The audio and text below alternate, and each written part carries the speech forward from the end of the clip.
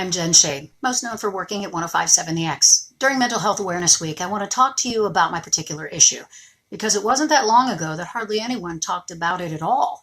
They even have special names for it now, like GAD, or Generalized Anxiety Disorder, PTSD, Post-Traumatic Stress Disorder, and flat-out Panic Disorder.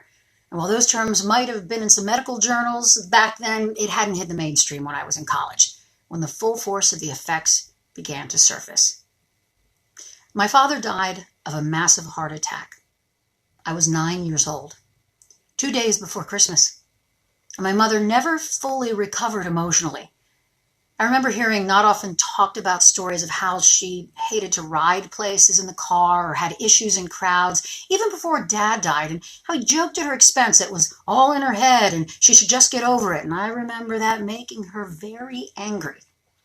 The treatment options were few.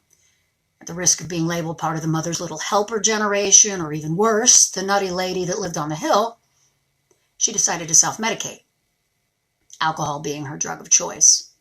And not a good one. So as you can probably imagine, I figured my issues could be neurological, chemical, situational, all of this, maybe nothing at all. I wasn't sure if any of it was real. By 1990, when I was in college, treatment wasn't that much better than when my mother was younger. No matter what medicine had been developed, you still had to admit that something was wrong with you to get legitimate help. Yes, you had to admit you were crazy. I did feel crazy.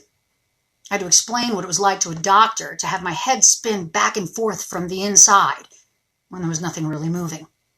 How I had to breathe into a paper bag before leaving the house to meet with a client that I had worked with for years.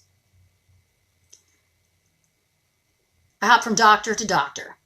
I was trying to find relief from what?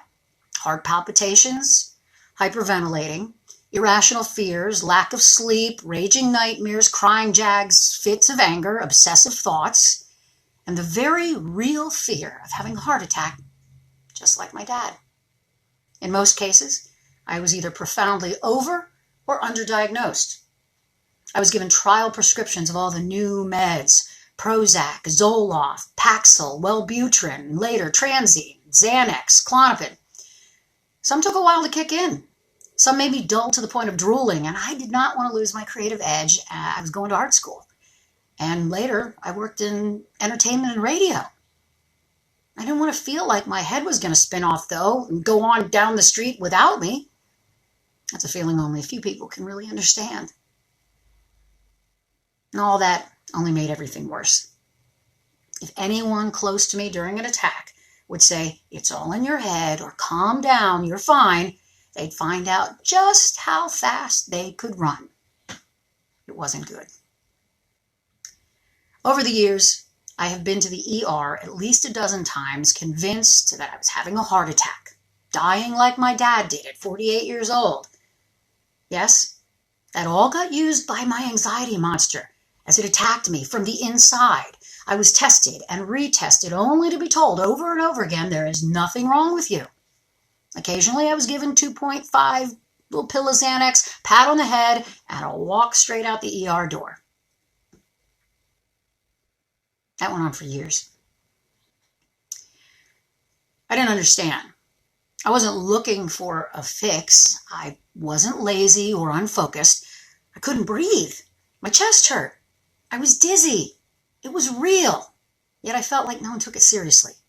It took me years to understand and admit that there was something wrong with me, and it was okay.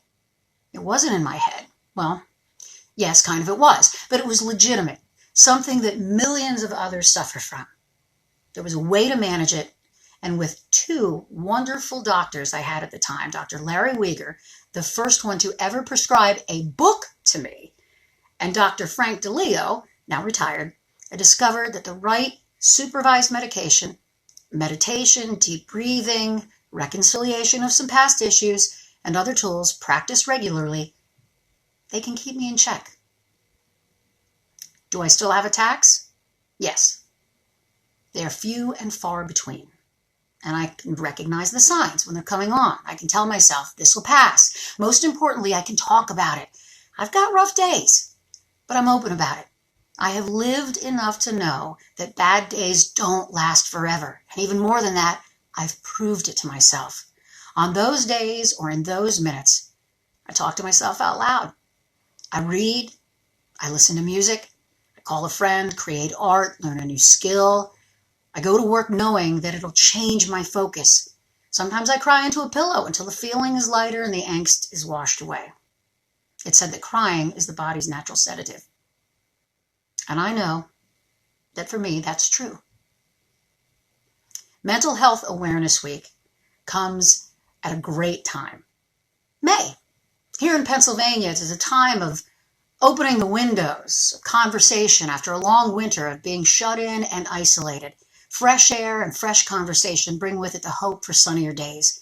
Planning, practicing, and treatment plans can all be planted so that they grow into useful tools that not only help us survive the future, but live each day to the best of our ability. Long after this week is over, please continue to talk about mental health. Continue to reach out. The more you find you are not alone, the better off it is for all of us. Progress will be made. My mother suffered when perhaps something better could have been done. My daughter knows the signs, and we openly talk about our issues, our stress, our anxiety, and panic.